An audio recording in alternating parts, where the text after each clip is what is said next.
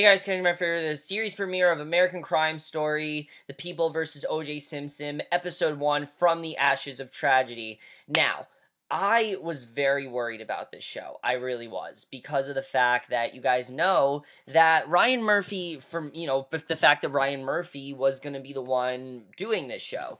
And I think at the time, Ryan Murphy was a good writer.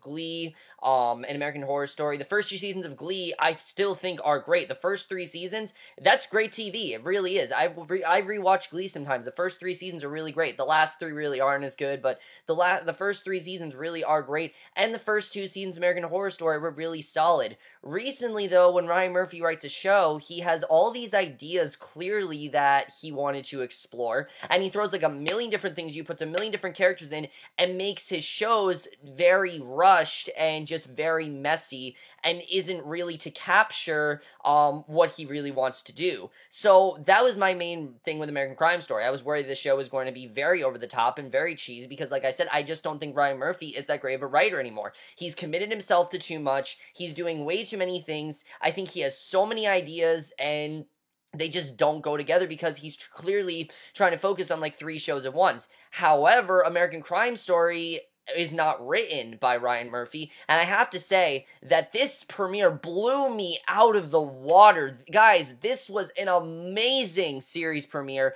I can't believe how amazing this was, and honestly, I think the show could end up being the best thing Ryan Murphy has ever done, because I fucking loved this first episode.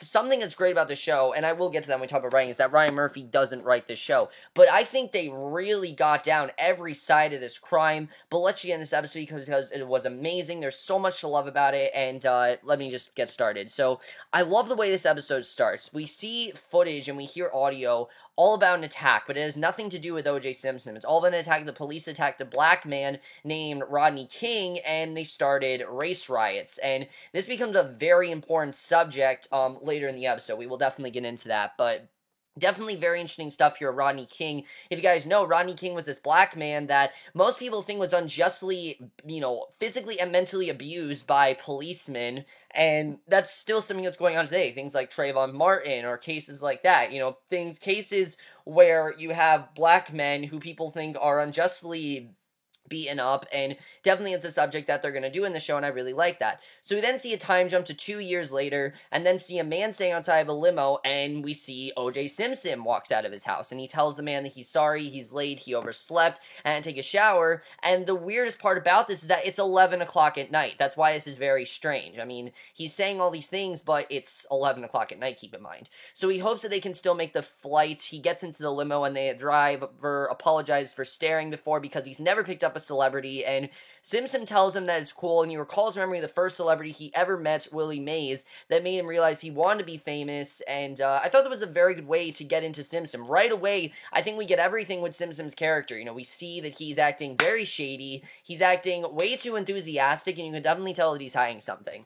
So a man is walking his dog, and another dog barks very loudly. The man goes over to see what's wrong and sees blood on the dog's paw, asks if he had stepped on glass. The dog leads him to a trail of blood, which, if you guys know, that is how this whole trial started. We see a woman is found dead near an air conditioner, and something to keep in mind, guys, I don't know a single thing about the O.J. Simpson trial. I was not alive when it was around, so I know nothing. I know nothing, and I'm glad I know nothing, because I don't want to know anything. So, we then meet Officer Risky, who tells Officer Mark Furman that the female that was killed is Nicole Brown Simpson, but the male is unidentified, and she's bleeding from the left hand, and down the path is a path of blood. So, Furman goes in to see what could have caused the murder, and something I loved about this is that we get these characters who we think are the main characters, but right away we see Detective Tom Lang basically come in to tell them they've been withdrawed from the case. So, these characters are going to see we're never going to see again. I thought that was very cool the way they've done that. I've never really seen a show do something like that before. Have the first 12 minutes of your episode feature characters we're probably never going to see again. I definitely really love seeing that. And you can tell that Furman's quite upset because he's just starring this case, and now he knows that he has nothing to do with it, and they're going to give the case to Detective Phil Van Adder, who we are going to see again. So they talk about how his kids have gone back to LA and they need to get in touch with him about his wife's death, so they don't have another Belushi situation. I guess sometime with Jim Belushi with that. So Furman confesses he knows where Simpson lives, and he says he was there years ago from a family dispute. They head to his home and ring the alarm on the fence protecting the house, but no answer. They then realize that there's a car in the driveway and the lights are on, so someone has to be home, obviously, because, there's a car in the garage. So Furman says he'll take a look around. He knows there's blood on the car door, but one of the officers says that they need a criminalist to determine if it's really blood, and they decide to see who's home. They find a way to break through the gate. They knock on the door, but no answer. They try another door and then see Simpson's statue and knock on the door, and a man, Kato Kalin, answers. Now, Kato, this character is the definition of a junkie. I mean, you can tell this guy is very high when they answer the door. They tell him they're there from the LAPD, ask if Simpson is home, but the man doesn't know what they're talking about. He starts to go on about, earthquakes, and I like that Furman asks him if he's on drugs, because, yeah, he's acting very weird. He's acting like he's on drugs. They tell him they need to speak to Simpson, and the man finally tells him that he's in Chicago. They call him and tell him about the death of his wife, and while two of the officers, that being Lang and the other officer, I don't know his name, but they're on the phone with Simpson, Furman is with Kato, who tells him that he heard a loud bang on his air conditioner, and Simpson says he'll be back by LA by tomorrow. He hangs up and cries. They hang up, and they notice he didn't ask how she died, which obviously is very weird, because usually when someone's wife dies, they want to know how they died. Simpson did not ask this, which obviously is very weird. So Furman then shows them a glove that was left under the air conditioner, and the officers then realize this is a crime scene, which is how the show starts. I thought that was a perfect way to start things, and already I thought that we are off to a great start here. This is awesome. So we're then introduced to Marcia Clark, who I think is going to end up being one of Sarah Paulson's best roles. I mean, I know I've said that she is overused a lot in these shows, but I thought she was fantastic here. I really loved her character. She tells her son Travis to stop playing with his food, and he needs to eat, and has 90 seconds. He says he doesn't like cereal, and she says he needs to eat and takes away the bowl and tells him to wait till lunch. She gets a call from Van Adder and tells her he needs her opinion on a double homicide. She asks what he's got, and he says they've got 2 victims on Brentwood on Bunny Drive, and it's very brutal. And Marcia's surprised since no one gets killed in Brentwood. Which, let me just say, I think it's going to be a famous quote where she's like, Brentwood? Nobody gets killed in Brentwood. That's going to be a famous quote. I can definitely tell. So Van Adder says one of the victims is the ex-wife of Simpson. She says she has no idea who he's talking about, which I thought was actually kind of interesting that she said she had no idea.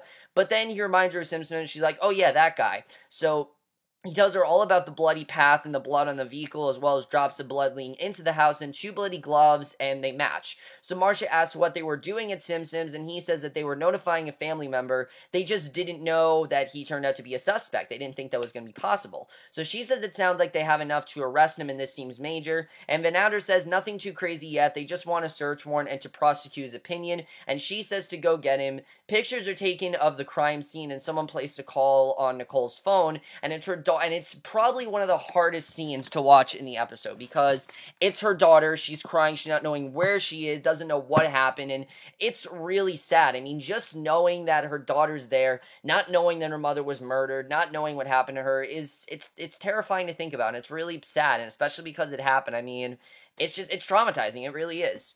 So Marcia arrives at work, asks her secretary if they heard from the LAPD. She says they have. She asks what time Simpson will return, and she says he lands at LAX around noon. And her secretary reminds her of Lynn's baby shower. Now, who Lynn is, we don't know. Marcia asks when she's going, and her secretary says she's the one throwing it. You can definitely tell that Marcia has a lot on her plate. She has kids to think about, she has this baby shower to prepare for, and now she has this case. She has a lot going on. And there's more going on as well. We'll get into that.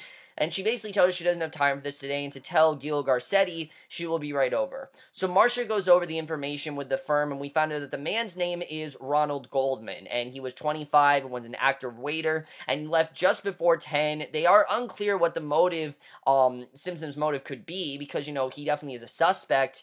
And Marcia says it could have been out of jealousy, but it's unclear if Ron really was Nicole's boyfriend. They don't really know what's going on there. So Marcia says the killer then walked in on them, and then Ron walked in on the killing. She sees the crime scene photos, which, those crime scene photos, holy shit, they were hard to look at. Really, they were. She shows to the firm, and Gil and the rest of the firm doesn't think he could do it because he's too nice of a guy. And then we meet Bill Hogman, who basically tells him that Simpson has a prior 5 years ago, but he pled no contest after he beat up Nicole and never even did his community service. He just got out. He did all this abuse and no one really did anything about it. And what was very interesting is before we hear this other guy's opinion saying, oh, I didn't think Simpson could do that. He seems like such a nice guy. But knowing that Simpson had a temper, nobody really did anything about it, though, which I find very interesting. So basically he just got out and raised money for Camp Ronald McDonald, and we then meet Rob Kardashian, who I am not a fan of the Kardashians. If you guys know, I don't like the Kardashians. I don't really think they're good. I think they are snobby. I'm not a fan of their shows, but I really love what they did with Rob Kardashian this episode. I was really a fan of this. Rob Kardashian tries to get through the publicity, but they won't let him get through. Rob tries to explain he's a friend of Simpsons and he's on the list, but they don't have a list, and Rob sees someone named Howard, and he assures them that Robert is with him, and Rob says that Chris called him saying she and Nicole were going to have lunch today, and he asks how Simpson is, and Howard says he's trying to do okay, and Rob asks where he is. Howard says he's on his way. Then they see the limo with him in it. Rob tries to talk to him, but they warn him to stay back. Simpson gets out and then asks what's going on, and the officer informs him that they're here because of his ex-wife's death. They tell him about the trail of blood. The officers tell him to get away from the cameras, back around the corner. They take him, and he asks them what happens next. They then cuff him, and obviously Simpson has no idea what's going on here. I mean, he's freaking out. Howard tells him to slow down. He doesn't feel this is necessary. They tell him they need to ask him some questions about Nicole, and they come down to headquarters to have a talk. Howard says he doesn't have to, but Simpson says if he doesn't, it would look like he had something to hide, and agrees to come down. I like that Simpson did agree to this. But we then see that he has a broken hand, and then see, which is very important, by the way, the fact that he has this broken hand. So, because as we know, there was blood all over Nicole and Ron's bodies, so this is a clue that definitely he could have done it. So they then see a guy from the news filming the whole time, and when he finishes, tells the other guy in the truck that he thinks that Simpson is a suspect. So we then meet Johnny Cochran, who, a very funny scene, actually. I like that we actually had some humor in there. That's something that Murphy's shows have been very devoid of lately. Like, he tries to make them so serious, and this one I thought worked really well. Definitely, I thought the humor here was really great, because we see right away that Johnny Cochran, this is a lawyer that's worked with Michael Jackson. He's worked with, he's worked with a lot of celebrities, and he's just wants something to wear, and he isn't wearing lime green because that's like Michael Jackson's phobias, and he doesn't want to wear purple because he's gonna look like a grape. Just a very funny scene. I really loved it, and we've learned that he has a lot of things to do. He has to meet with the Taylor family, do a TV appearance, and he then goes to meet with another lawyer, Chris Darden. Now, Chris Darden, I think, is going to be one of the most sympathetic characters on this show. This character clearly isn't really well liked by anyone. He doesn't really know what to do. He asks him if he finished his investigation of the Taylor shooting, and Darden says he didn't want to send the report and thought it would be better if they talked in person, but Johnny says he knows the drill since he had his job once and goes over what happened. Darden says he tried and he knows all they had to claim is that their lives were in danger. Johnny talks about the man was shot in the back like many black people have been once they pull out a gun, and Darden says he wishes he could prosecute. Now, guys, I'm not going to give you my thoughts on this because I don't feel the show is trying to say, all these crimes are justified and these black men did nothing wrong. This is just Johnny's opinion. This is Johnny and Darden's opinion, and I definitely like seeing that. And Johnny basically says that he doesn't buy a word of it, and he says he needs to choose a side because he needs to think, am I, with this or against this? Because it's clear that Darden hasn't really. And basically, Darden says that if he could be honest with him, he hates this place, and he hates SID, and he's thinking of quitting, and Johnny is glad to see that he's now finally making sense, and he knows he's capable of more. Johnny said the world needs more black men to make a difference, and Darden says that means a lot to him. He says he's always looked at him as a mentor, and Johnny agrees. They shake on it. Johnny says he's got to go deliver the bad news to the Taylor family, and he wants to advise the family to sue the city for police brutality and wrongful death, and he says sometimes money is the only way to get justice. So, right away, I really love these two characters, I have to say, and I think Courtney B. Vance is just killing it in this role. We'll get into that, though. So Marcia looks over information, thinks it's ridiculous that there were 8 911 calls for Nicole, who at the time had a bruised black eye, bleeding lip, and Simpson broke a windshield with a baseball bat, and this all went on years, all that battering before he was arrested. Nobody did anything about it. All these calls she made, nobody did anything, and it's very interesting. So Marcia's secretary tells her that the tape is there, and on the tape, Van Adder is interrogating Simpson, but all the questions that he asked them, Simpson's acting very sketchy. He isn't remembering the times. He's being like, oh, I don't remember, 7, 8, 9, something like that. And, he's acting very sketchy about it, like he's trying to hide something. And it's clear that Marsh is very confused, on if he bought flowers before or after the recital, and if he even went to his girlfriend Paula's house. And Gil shuts her up as they continue to listen to the tape, and Van Adder then asks Simpson where he parks his Bronco. And once again, Simpson isn't sure. He's not answering these questions. And he does remember that he was sitting with Kato, and he hadn't done a jacuzzi, Susie, so they went and got a burger, and Marcia says he's not giving answers. She says they need to lock him to a time frame or pin him to a version of the story he can change later, and it's clear that she's on to him. She thinks that Simpson definitely is the one that did this, and Van Adder then asks what happened to his left hand. He says he doesn't know, talks about how the first he was in Chicago, then he got back to the house, was running around, he broke a glass, then one of Van Adder's guys called, then he says he cut it before, he's used to it since he bleeds a lot in golf. They turn off the tape, and Marcia says that she can't tell if he cut it in LA or in Chicago, and he injured himself, and she says this is a fiasco and doesn't understand why the cops would tolerate this. And I like that she doesn't care that he's a celebrity. She thinks that he should be charged like a regular person. She doesn't care that he's a celebrity. She doesn't care who he is, really. I mean, obviously he did these terrible things, and the police did nothing. So Gil says because they're not used to grilling a star, and Marcia doesn't feel it's a valid excuse because he still got away with being her, and she's going to make sure he doesn't get away with killing her. So we then see Van Adder. He gives Simpson's blood to Judge Lance Ito to run a test, and he says he's going to have to wait 48 hours because they need to be super cautious if they're going to run a test. And Simpson is then with his family, and Rob, he doesn't understand why the paparazzi and cops won't just leave because he didn't kill her.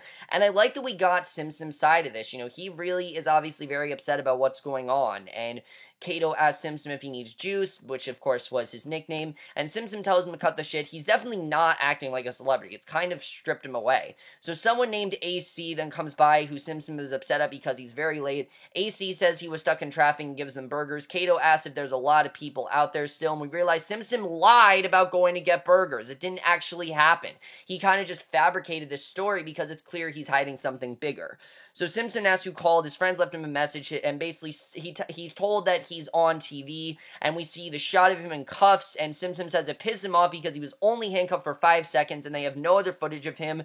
Rob says the situation is very worrisome, and Kato asks what the lawyers say. Simpson says he has no idea, doesn't even know where Howard is, and asks AC if he's seen him.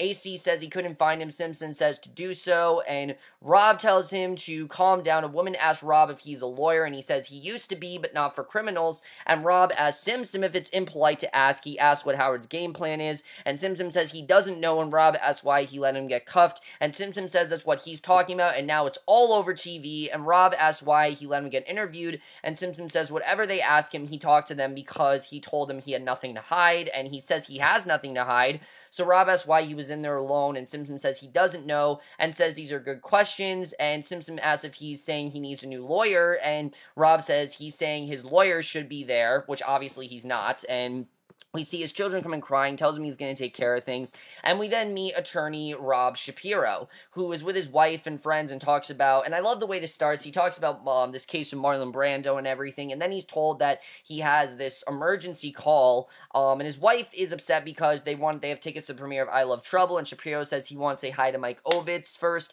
but he's then told he has an emergency call, and of course, it's Simpson telling Shapiro he's glad he found him and tells him who he is, and Marcia's then with Gil and Bill and tells him that they're putting off filing him till they give him a blood test, and she finds it ridiculous he's back in his house when he could be destroying evidence and intimidating witnesses. She thinks they put their best witnesses in front of a grand jury this week and block them from the defense. Gil says he wants to pair her with Bill because his case is too big for just one prosecutor, and a partner will be good because Bill runs a little cooler than her, and obviously she's a little insulted, but you can tell that she can't really do anything. She just kind of has to face it that she's working with Bill, and that's it. So Chris is then on the phone talking about Simpson's case, and again, a very sad scene because Chris realizes that he can't really do anything. This doesn't directly involve him, and he's talking to, I think it's supposed to be his family. He says he's thinking of taking a weekend to visit them. He says no one's going to miss him, and I definitely think Darden's eventually going to get involved in this case, but right now, I really feel bad for Darden. I mean, no one seems to care about him. No one seems to have anything for him to do, and he kind of just feels like he's pointless. So Shapiro's then with Simpson and tells him that Howard is a very good lawyer, but agrees with him that he can't afford any more missteps. He said in a situation like this, he has to stay ahead of the events, and in a situation like this, he needs the top investigators, and he has to stay ahead of the leads to make sure they don't grow stale. He says the DA is going to throw all their resources at this, and they have a very bad rep for losing cases to the rich and famous, and they're going to do everything they can to win.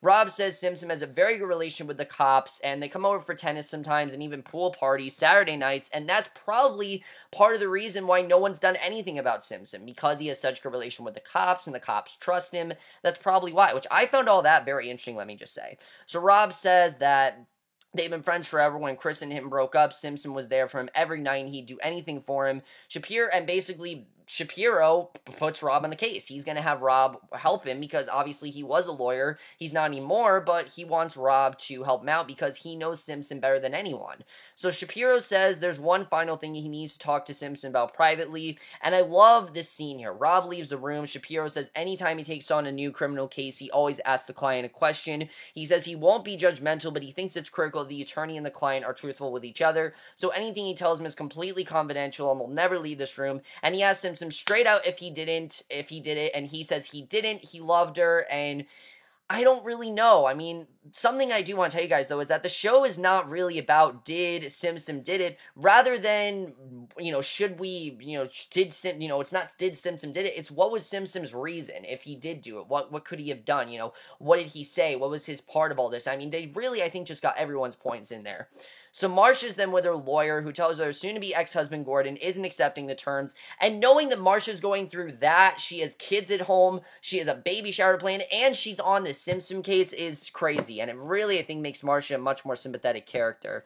So basically, her husband wants to go to trial, and she says she doesn't have time for this, and she says she filed on Thursday and knew what she was getting into. She says she didn't know about the Simpson case, and he says she has a lot of her plates, and divorce usually isn't so simple. She says she knows that. She says she's done this before, and he says if that's true, then she should know how emotionally draining it is, and tells her that this could go on for a while. He says he's worried about her taking on too much, and she goes outside for a smoke, and basically thinks about everything she's going through. And we then hear Dennis Schatzman on a radio station tells the host of the show, Todd, that he's not good. He's disgusted with how Simpson has been treated by the LAPD. He's not been charged of crime yet. They handcuff him and put him in chains, but someone like Jeffrey Dahmer, and Jeffrey Dahmer just they never did anything to. So he thinks it's about the LAPD's hatred for black men. And this was very interesting what he said here. I mean, again, I don't necessarily agree with what he's saying, but I think his point does make sense here. I mean, think about it. Jeffrey Dahmer was this guy that ate people and they did nothing about it, and then Simpson right away, they're already onto him. You can definitely tell that's very interesting. So he says it's tragic, but it's not what people want to read about, so they keep it on in the back of the newspaper, which was very interesting, basically, and Johnny's listening to this on the radio as he gets ready for his TV appearance, and Johnny says that he hasn't been this popular since the riots, and the makeup lady asks if he's on the case. He says he's too busy with the Taylor case, which no one really cares about because it's just not what's popular, and I thought that was very interesting when we saw it. Very small details, but very interesting. So Johnny hears that Shapiro, Simpson's lawyer, he says he's not a litigator, he's just a plea bargain kind of guy, and it's not going to go well for him. She asks what if Simpson asked him to help, and Johnny refused to get involved because he likes to win, and this case is a loser. He doesn't think he's going to win this one. So he gets on set for his TV appearance, and Marcia's with Jill Shively, someone who witnessed what Simpson was doing before the killing happened. Jill says she saw him Sunday night driving to the Sioux plantation to get frozen yogurt, and then all of a sudden, just out of nowhere, a white vehicle just went screeching up Bundy. She says it ran right through the red, and the other car was just swerved, so it wouldn't crash into it, and it honked her like she did something wrong, and Simpson yelled at her to move her car, who was the driver, and Bill asked another witness how he felt that night, and he says he was nervous at 10:40, he buzzed the gate, but he didn't answer. He got nervous because he didn't want him to miss his flight, so he called his boss and his mom and didn't know what to do. Then just before 11 in the dark, he saw a man go into the house, and Bill asked if there was anything else unusual. He says when they drove away, he saw a white Bronco parked on Rockingham, and it wasn't there when he arrived, and Marsh puts together a timeline of what she thinks happens, and Bill said that it really holds together pretty well. He really thinks this could be the truth, and she says she knows that he knows she wanted it all for herself, but she's glad they're doing it together because they're doing very well. They really seem to be better that they're doing this together, especially with all the stress that Marcia has in her hands. She really enjoys they're doing this together, so I definitely really enjoyed that scene, and I like seeing all the suspects as well. Very interesting stuff there. So Simpson's in a polygraph test. He's asked a series of questions, and Rob is concerned that he's not really the juice anymore. And Shapiro says whatever happens inside there today, neither of them are to say a word to anyone. And the examiner tells him that Simpson failed the test, and Rob is shocked, says there's no way he could have done it, and Simpson says he failed it because Nicole just died, and he's so emotional, and every time they mention Nicole's name, his heart went crazy, and the machines don't work, and he says they can't use them in the courtroom. Rob says it was just for them, and it means nothing, just to give them something to talk about. Simpson's freaking out, saying he needs support from them, that should have been in the room with him, and I really honestly did kind of feel bad for Simpson here, I have to say, and Shapiro said they need to take a break from this, and Rob agrees. So we then go to Goldman and Nicole's funeral. Everyone's trying to get interviews and pictures, and we meet two very important people. Kris Kardashian and Faye Resnick, who can't believe that Nicole's gone. Faye says that Nicole was her personal angel and she wouldn't have gone to rehab if it weren't for her. And we see Khloe and Kourtney Kardashian. They're running around. Kris tells them to stop running and put away the candy. Kristen asks Faye if she thinks that Sim Sim did it. And Faye says that she was terrified of him. And Kris says she wishes that they'd done something that was right in front of them. He always had a temper. He'd be smiling. Then she would mention some guy and he just starts screaming. He always has had this ego to him. And it seems like Sim Sim was very egocentric. You can definitely tell. So Faye asked if she ever saw the pictures of her face when he abused her, and she kept them away in case something happened. Sim Sim and Rob then get out of the limo, and everyone wants pictures and interviews. Shapiro says respect the family. They get in the church, and Sim Sim looks at Nicole's dead body, kisses her forehead, and it's a very sad scene. I really did feel bad for him there. So Marsha's on the phone with her kids, tells them she can't come home yet, and is waiting for something important, and Bill then shows the results of the blood sample, and the blood drops at Bundy are Sim Sim's type, and the glove matches Sim Sim's glove. So Marsha says now they just need to put him behind bars, and she's convinced that Sim Sim is the one that did this. So Shapiro's on the phone with Lang, says he knows they have a warrant for his arrest, but there's no reason he has to come and get Sim Sim when he can bring him to him. And Lang says he has no time for games. He was up all night looking at paperwork. He has a client charged with double homicide with special circumstances. And Shapiro says he can bring him in at noon, and Lang asks why he needs 3 hours to drive in Brentwood. And Shapiro agrees to bring him in at 11. His wife asks what's going on, and Shapiro lets her know what's happening. Apparently, they're until the verdict, and she asks if he's back at Rockingham, and he says he's at the hideout. We see a car pull up and ring the bell to get Sim Sim. Rob answers. Shapiro asks where he is, and Rob says he's still asleep, was really upset about the funeral. They wake him up. Paul wakes up as well, and Shapiro lets him know what the plan is, and Sim Sim refuses. He doesn't want to go with this at all. He doesn't like it, and Shapiro says this may be the last time they get to speak without any eavesdropping, so if he has anything to say, he'll clear the room. Sim Sim's freaking out. He picks up a gun, and a bunch of doctors are coming in to look at Sim Sim. Another one comes in. Shapiro says he's there if he pleads guilty, and Shapiro says they need to keep their options open. Lang and Van Adder wait for Sim Sim. It is 11:05. He's not showing up, and obviously they're very upset because this is what Marcia wanted, and Van Adder says they cut him every possible self-surrender, and they're about to leave. Van Adder says not to jerk him around. They have a press conference scheduled at 12, and if they're not there, Marcia will lose it. Marcia, in the meantime, is interviewing Kato and asks him some questions and refuses to answer all questions. She says he's a witness, not a suspect, and has no right to remain silent. So what is Kato hiding? I feel like Kato knows a lot more than we think, because clearly he's hiding something very important and we don't know what it is. So Bill tells her that Sim Sim has not turned himself in. Sim Sim is writing a suicide note, and Rob comes in, tells him he needs to get dressed. He says to call the Browns and tell them he wants them to be the guardians of his children. Rob is confused, asks what he's doing. He shows him his note, says it's his will. It's a statement to his fans and a letter to his mom and kids. Pulls out a gun, says it's easier for everybody. Rob begs him to not kill himself, and he's about to pull the trigger. He can't bring himself to it. He takes Rob's hands. He runs out. Rob goes after him, and Marsh is then on the phone, tells Shapiro she has left the grand jury to make this call, asks where Sim Sim is. Shapiro says he's with a few doctors and is very depressed. She says it makes sense considering he murdered 2 people, and she asks for his location, and he puts on the doctors on the phone, Saul, and I thought it was a very funny scene because Saul has no idea what's going on, doesn't want to be the one to go to jail for this. Shapiro apologizes for the incident, gives her the address. Rob finally finds Sim Sim, tells her not to shoot himself where his daughter Kim Kardashian sleeps, and tells him to give him his gun and says they can beat it together. And again, as much as I don't like Kim Kardashian, very sad scene, really. He tells him not to forget about everyone that loves him and supports him, says he doesn't want his kids to grow up with no parents. A car pulls up and it's AC. Paula comes out, asks what's going on. Rob says to stay with him and not leave him. Rob says he's getting AC. AC comes out not knowing what's going on, and Rob runs out, tells him he needs to come handle this, says Sim Sim's suicidal.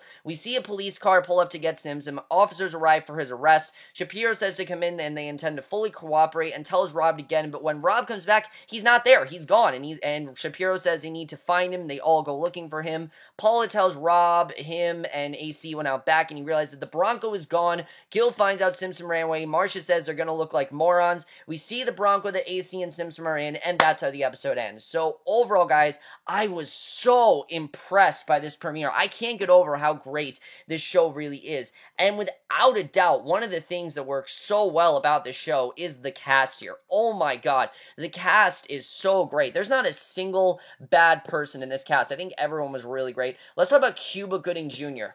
perfectly cast as O.J. Simpson. He has the charisma down, but he also has this ego to him. You can tell he's very egocentric. This is a man that will act very nice towards you at one point, and then will just want to fucking kill you at one point. And they definitely made it so if Simpson does turn out to be the person that killed Nicole, which I don't think they're going to reveal, because if you guys know, we don't actually know if he killed Nicole or not. In real life, they never actually said if he did. I mean, I know in the trial that he was found innocent, which, spoiler if you guys don't know, I'm pretty sure you guys know that. That's the only thing I know about the Simpson trial, though. I know nothing else, and I really like that. And Ryan Murphy even said that as the episodes go on, we're going to find out more and more about Simpson, and I definitely really like that. Without a doubt, though, I think the best people in the show besides Cuba Gooding Jr., definitely, I think, I love, people like Sarah Paulson and Courtney B. Vance. They are fantastic on this show. Sarah Paulson, like I said, I think this is going to be one of their best roles as Marcia Clark. I mean, she knows what she's doing. She's ruthless. She's relentless, and I love that about her character. Courtney B. Vance, I'm definitely interested in seeing if he's going to get involved. I definitely think at some point Johnny is going to get involved, as well as Darden, who Sterling K. Brown is great as Darden as well. Definitely looking forward to seeing his character. I've heard many people let me say the biggest surprise to me. The biggest surprise that was David Schwimmer. I was like, I don't know about David Schwimmer, but he kills it as Rob Kardashian. You can really tell the relationship that him and Simpson really have. He really cares about him, and I love that. But let's talk about the one weak link of the show that I've heard everyone talk about, John Travolta. I don't think John Travolta is bad in the show. I think he's doing a good job. It's just everyone else is so amazing that John Travolta's performance is just good. I think he's good as Rob Shapiro. He's not terrible. He's just nothing amazing. He's not amazing yet. I do think he's going to be really good as it goes on. I am looking forward to seeing people like Kris Jenner on this show, who, again, I'm not a fan of usually, but I like what they're doing with her character, and I like that they're treating this like a real crime. They're not just treating this as celebrities. That's something I definitely really do like, and it's clear that Marcia doesn't want to see it that way, and I'm definitely interested in seeing how that's going to be. But like I said, guys, the other thing about the show that's so great is the fact that it's not written by Ryan Murphy. That's one of the reasons it's so great. Yes, Ryan Murphy directs it and produces it, but the writing is really so different from anything Ryan Murphy has done. I love that. When I heard about American Crime Story, this is exactly what I want it to be, and I'm so happy about this writing. It exceeded my expectations. I really feel, guys, this is going to be as good as Fargo, minus all the absurd humor. That's really what I think the show is going to be, and I really do love that. Guys, I love this first episode. Let me know what you guys saw this first episode. I was immensely impressed. I can't get over how great this premiere was. I will definitely continue to watch this show. I absolutely love this premiere. Let me know what you guys saw this episode. I will see you guys in my next video, which will be for Arrow, and I will see you guys for that. Okay, bye.